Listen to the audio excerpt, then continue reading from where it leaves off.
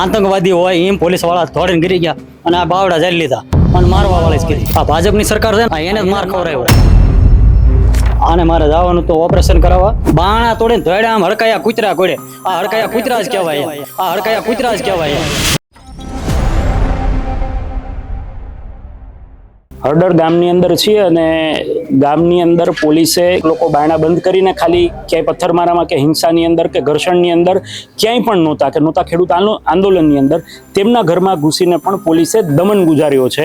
અને આ ગુજરાત પોલીસની વાત છે. મારી સાથે જે ખુદ ભોગ બનનાર છે, પોલીસનો દમનનો ભોગ બનનાર છે એ વ્યક્તિ છે, એમની સાથે વાત કરવી છે. શું નામ છે આપનું? રમેશભાઈ મારું નામ. રમેશભાઈ, તમારી સાથે શું થયું? પોલીસ વાળા આવ્યા, આપણા ઘર મારવાની બીકે આપણે ઘર બંધ કર્યા. બાણા બધા બાણા બંધ હતા. બંધ હોવા છતાં પાણા આવડા લઈને પથ્થર મારી બાણું તોડી નાખ્યું. તોડીને અંદર ઘૂસી ગયા 25 જણા. આતંકવાદી હોય એમ પોલીસ વાળા ધોડીને ગીરી ગયા અને આ બાવડા જાળી લીધા અને મારવા વાળી જ કરી. મને માથામાં હેલ્મેટ મારી લીધો. ઘરના બધાને હોટા માર્યા. મારા છોકરાઓને બધાને હોટા માર્યા. કાળા ડામ પાડી દીધા.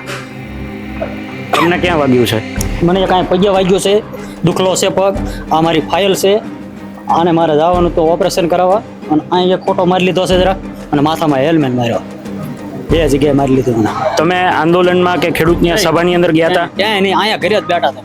અમે તો ઘરે જ બેઠા હતા ને આ તોફાન થયું એ ખબર છે કે તોફાન થઈ ગયું એટલે ઘરે બાણા બંધ કરીને બેઠા હતા કે ભાઈ ખોટા નકામાં આપણે કાંઈ માર ખાવા ન થાય એમાં. અમે ઘરે હતા પણ ઘરે આવીને માર્યા.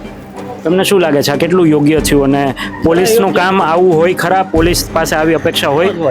આને આ કોકને કીધેલું છે કે આને મારો બધાને. આના કોકના કહેવાયથી ને મારેલા પોલીસ વાળાએ. યા બીજું કાંઈ નહીં.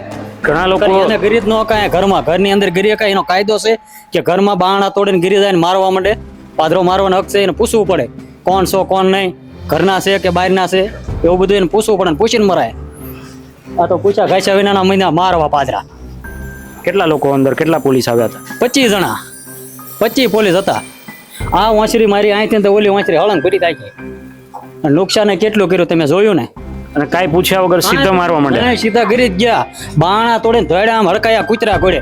આ હડકાયા કૂતરા જ કહેવાય. એમ કૂતરા ઘોડ્યા ધોડ્યા બાવડા જઈ લીધા. આપણને તો હલવા ન દીધા અને વાંય મારવા માંડ્યા પાદરા. હા, એવું કર્યું. તમને શું લાગે છે સરકાર પાસે તમારી શું અપેક્ષા છે? સરકારની ભ્રષ્ટાચાર છે, બેદરકારી છે એની.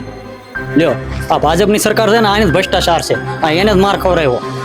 બાકી નકર મારી શકાય એમ. લ્યો, તમને શું લાગે છે આવનારા દિવસોમાં ગામ આ મુદ્દે શું રજૂઆત કરશે? તંત્રને શું વાત કરશે?